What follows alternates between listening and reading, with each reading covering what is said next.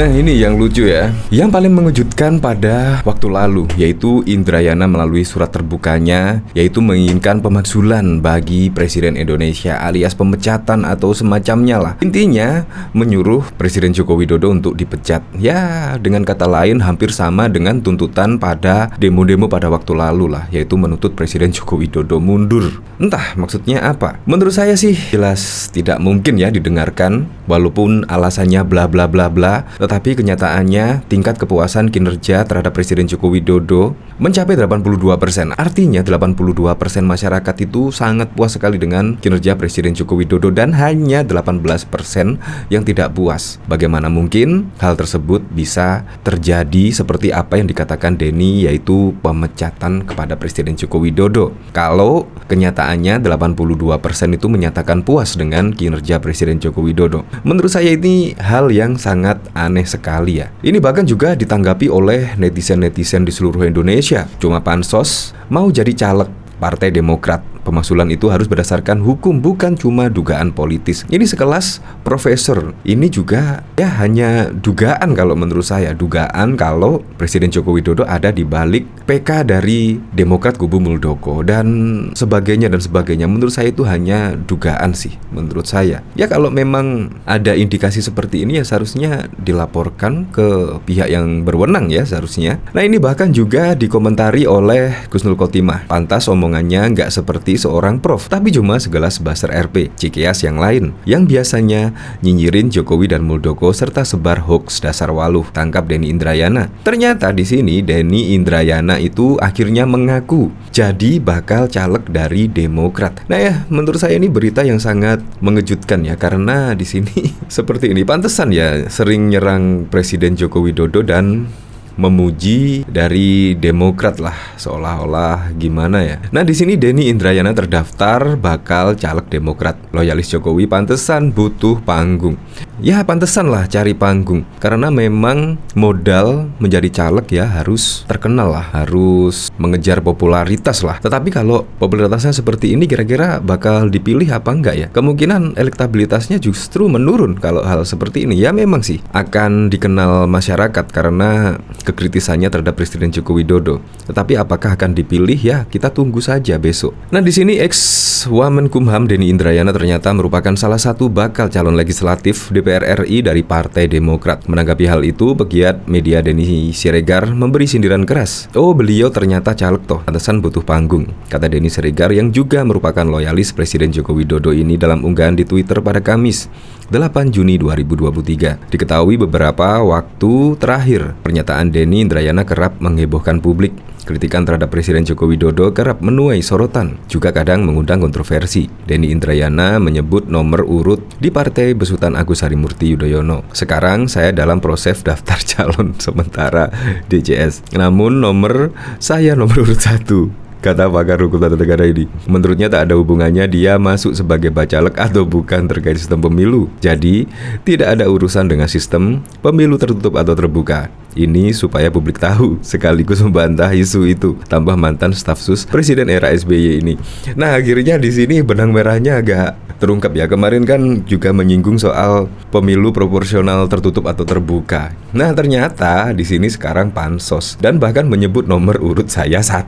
Nah kalau tertutup memang merugikan Denny Indrayana sebagai bacalek dari Demokrat. Tetapi kalau terbuka ini menurut saya sangat menguntungkan sekali, karena dia ya sudah pansos kemana-mana dan akhirnya sekarang juga sudah dikenal publik. Bahkan saya sebelumnya juga agak tidak mengenal, sekarang juga mengenal lah nama Denny Indrayana kemana-mana, orangnya seperti itu. Apalagi di sini juga dari berita bahkan juga menyebut nomor urut saya 1. Ternyata hanya pansos belaka ya di sini. Ya ternyata serangan kepada Presiden Joko Widodo ya ternyata hanya seperti ini menurut saya. Jadi lucu sekali. Kecuali dia memang praktisi hukum dan tidak terlibat dari parpol apapun, menurut saya lebih keren, lebih elegan. Ternyata malah di sini terdaftar dari caleg Demokrat. Menurut saya sungguh ironi sekali ya. Ternyata pengkritik Presiden Joko Widodo ya ternyata ya pasti ada udang di balik batu lah menurut saya. Nah bahkan juga tidak hanya itu, pada waktu itu kan menanggapi soal proporsional tertutup atau terbuka ya saat pemilu yang lalu. Bahkan di sini juga Denny Indrayana minta Jokowi dipecat dari jabatan Presiden RI, kirim surat pemakzulan ke DPR.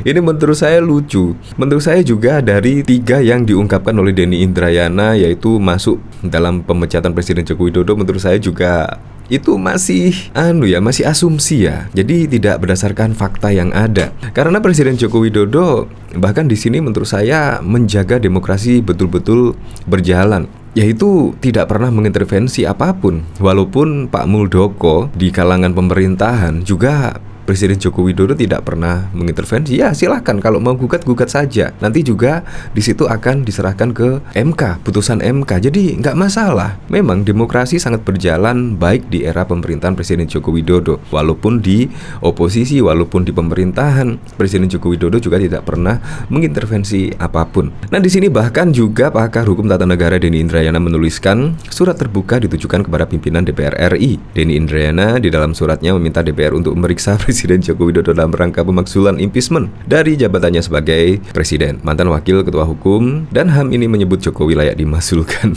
Saya berpendapat Presiden Joko Widodo sudah layak menjalani proses pemeriksaan impeachment. Nah, menurut juga dengan adanya kebocoran pada saat lalu, kebocoran putusan kejaksaan yaitu tentang proporsional tertutup atau terbuka, juga menurut saya sih Denny Indrayana juga layak untuk diproses dan diperiksa. Nah, di sini ada 3 poin mengutip dari Twitter Denny Indrayana. Berpendapat Presiden Jokowi sudah layak menjalani proses pemeriksaan impeachment. Denny menyebut Presiden Jokowi melakukan pelanggaran konstitusi yang berbahaya. Presiden Jokowi dianggap menggunakan kekuasaan dan sistem hukum untuk menghalangi Anies Baswedan jadi calon presiden.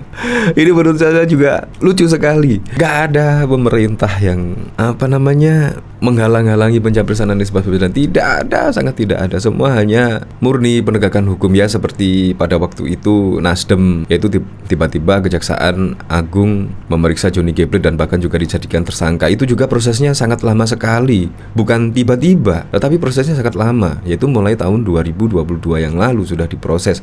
Dan bahkan kejadian ini sudah pada tahun 2020 yang lalu. Jadi tidak ujuk-ujuk. Jadi memang ada sebabnya. Gak mungkin lah Kejaksaan tiba-tiba menangkap tanpa ada bukti dan juga saksi. Tidak mungkin menurut saya. Nah bahkan di sini juga Presiden dianggap Denny membiarkan Kepala Staf. Ini juga menurut saya ya hak dari Kepala Staf Kepresiden Muldoko dan juga kawan-kawannya yang menginginkan memang Demokrat akan diambil alih. Karena pada saat yang lalu menurut dari kader-kader partai senior, mantan kader partai senior, yaitu pembegal Demokrat adalah SBY. Yaitu di sini mantan-mantan kader senior Demokrat terdahulu ya kepingin menggugat lagi lah dari pembegalan yang dilakukan oleh SBY pada waktu itu, menurut berita-berita yang beredar sih. Di sini Presiden Joko Widodo dianggap menggunakan kekuasaan dan sistem hukum dan menekan pimpinan partai politik dan menentukan arah koalisi pasangan capres-cawapres menuju pilpres. Nah, di sini juga tidak ada buktinya ya di sini. Sampai saat ini juga Presiden Joko Widodo tidak pernah melakukan hal yang dituduhkan oleh Denny Indrayana. Jadi menurut saya ini hanya cuap-cuap, benar kata Denny Siregar, hanya pansos belaka demi terpilihnya menjadi caleg mungkin ya.